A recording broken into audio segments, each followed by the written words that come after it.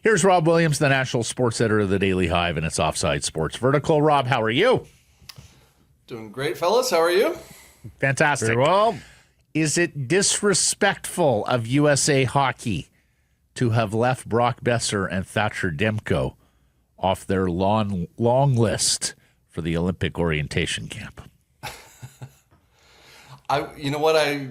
Demko, I think, yes. I think that was a bit of a puzzling move. I think they showed him a little bit of disrespect by not inviting him. At the same time, Wolf out of Calgary didn't get an invite. You know, they've got an embarrassment of riches in goal. But Joey Decord? Joey Decord? Yeah. You know what? I mean, the theme in all of this and all their choices, and I think why it's such a there's so many puzzling moves and decisions, is they are really putting a lot of stock in this gold medal at the World Championships. Like they're bringing just a whole whack of guys. Like half that team is being invited. Drew O'Connor, I think probably almost got an invite. I'm not really sure what happened. That explains Connor Garland, because as I've said, he is 30 points in arrears of Brock Besser in more games played over the last 2 seasons. So even if you factor in some recency of Brock Besser's last year, you know, his previous year more than makes up for it, and he blows away Connor Garland's production. But is that just it, that Connor was a part of that World Championships team and he's surfing that wave? Yeah, I mean, they had a total of 12 players from that team received an invite. It was noted by USA Hockey in their media release. Right. The two guys that I think were like eyebrow raisers really were like Frank Nazar and Shane Pinto. Like those guys, like their career highs are lower than Besser's point total last season in a down year, right? So these are guys that have not really established themselves, but they're treating this like these guys were part of the Miracle on Ice, and really giving them We've gotta. It's wild to me. I don't know.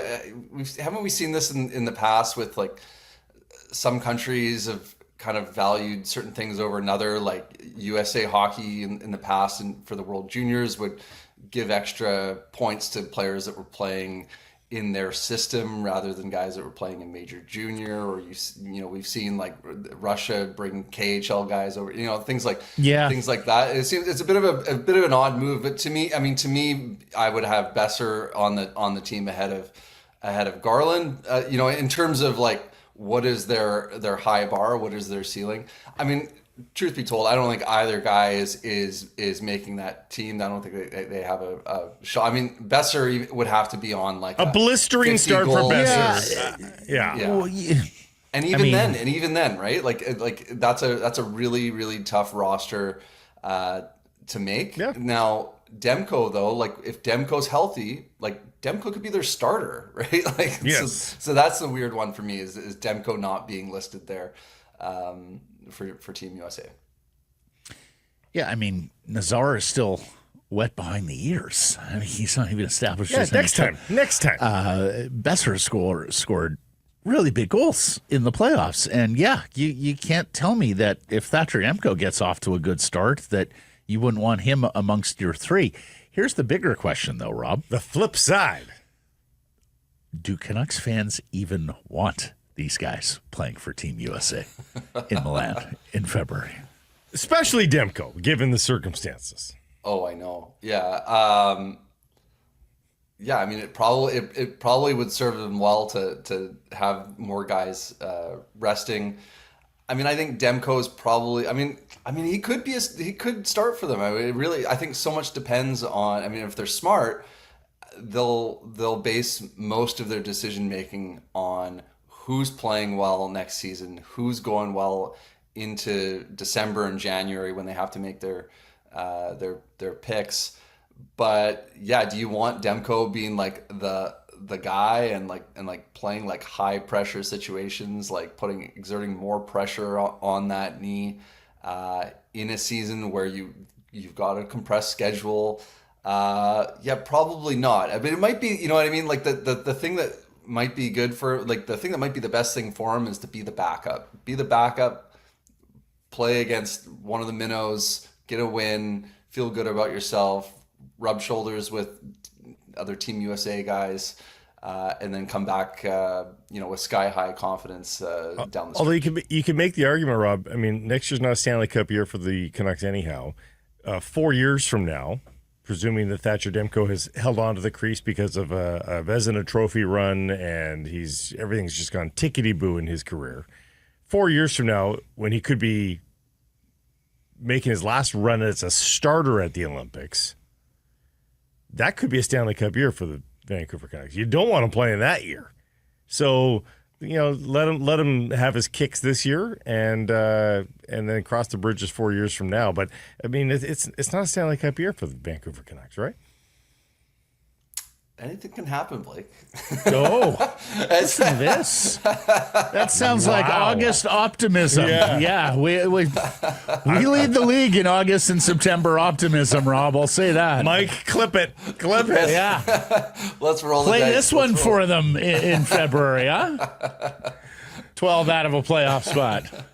Yeah, no, I mean, like, look, they've got to be. I think they've got to be in a mode now where they're making incremental improvements to their team all the time, and they can't be stuck in this situation where they go, like we've been talking about for most of the summer, like making these short-sighted moves just to try to keep Quinn Hughes in Vancouver. Like, they just need to get better kind of everywhere incrementally and just make smart decisions and not panic and hope that's good enough for Quinn Hughes.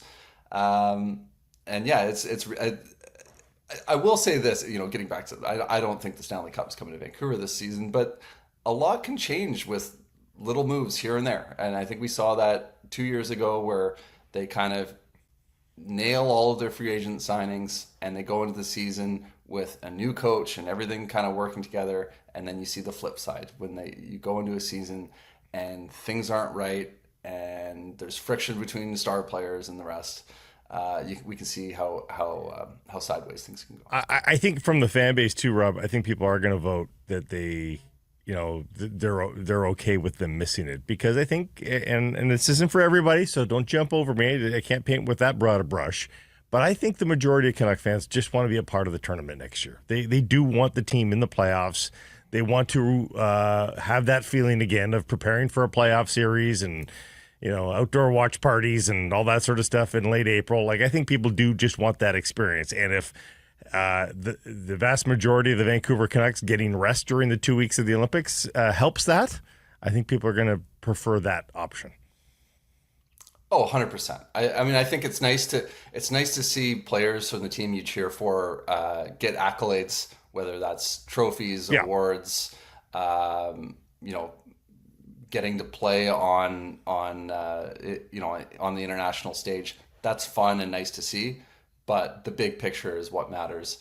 The problem is we've had the worst of both worlds with Quinn Hughes. Hughes doesn't get to be part of Four Nations. He's still banged up and injured and not 100%. And they missed the playoffs. It kind of reminded me of, like, you remember in 06 when Marcus Naslund skipped the Olympics because he was playing through injury, but he just said, like, I have to be true to my club team, and he didn't go to the Olympics. He misses out on winning gold with Sweden at the Olympics, like the crowning achievement of Swedish Olympic hockey. He misses it, and then he stays there with the Canucks, and the Canucks, of course, missed the playoffs. That was when they had Anson Carter and Alex Auld and the rest, and the last year of Todd Bertuzzi. And they missed the playoffs. So that was the worst of. That was the ultimate Canuck, the Canuck result. Canuck luck. Yes, the Canuck results, exactly. You've written on Filip Hronek, Rob, based on what he had to say to John Shannon. What do you think? You think we're sitting here looking at goal scorer Filip Hronek going forward? Really liked what he had to say in terms of, one, just how upbeat he was. Like, he genuinely is feeling good. He says he's been, he was able to return to practice in a non-contact jersey right before the end of the season with a couple games left. And he said he's been working out all the time. Like when he was asked if he was working out every day, he kind of lit up and he's just like, yeah, I just came back from practice. Like he's feeling really good about himself. Like hopefully that continues. But obviously that's been, a big topic of conversation, in Vancouver, I think this summer is getting a second line center. And if that doesn't happen, and one of the reasons why people, I think they have to make a move is because of can you trust that Chytil's going to stay healthy? So in terms of that's a really good sign that it doesn't sound like he's suffered any sort of setback. And then the most interesting part from the conversation, I thought, was him talking about being a goal scorer and that he's really working on his shot this summer, and he really has a belief that he is a guy that can score more goals for the Canucks. And if you look at his history, I guess I when I heard that, I thought, is he a goal scorer? I haven't really thought of him as a pure goal scorer, but when he was talking about that, he's like, I love scoring goals, and he really kind of talked it up. He talked about it like a guy that gets 30 goals, 20 assists sort of thing. But of course, we didn't see a ton of that when he came to Vancouver. Just played the 15 games, scored 2 goals. But he did have the one big year in the playoffs with the Rangers, where he was third in goals on the year that they went to the conference final. I can see it. I can see it from him. Like I love his profile. It's just a matter of staying healthy and executing a little bit better. So I could see it. We'll see if he's able to put it all together. But now with the Rossi rumors, well, let's face it. That is if there is not a significant change from here with this Vancouver Canucks roster, they have no pathway to the playoffs without Filip Hronek being a good offensive player, right? Like your mid-season trade, yeah. What's that? A mid-season trade, obviously. Is okay, yeah. But again, if there's no substantial changes to the roster, Filip Hronek has to be a second-line center, like a true second-line center. Yeah. And unless something comes out of the blue for Ratu, and I know a lot of Canucks fans are wishing on that, Rob, but no, Chytil has to be a second-line productive center. If this team is going to make and the Mike playoffs. Russo reporting, or we're winning a whole bunch of games 2-1, 3-2, and leaning completely into the defensive side. And Mike Russo reporting, Rob, too, that Rossi is nearing a deal, so that dream at the second line center spot is done too. It looks like.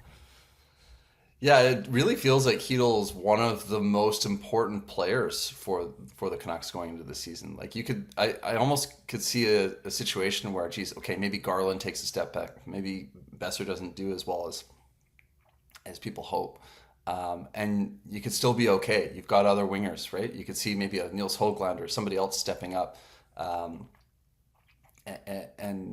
kind of surviving. But like you say, if Chytil doesn't stay healthy, or if he doesn't realize his potential, then what? Right?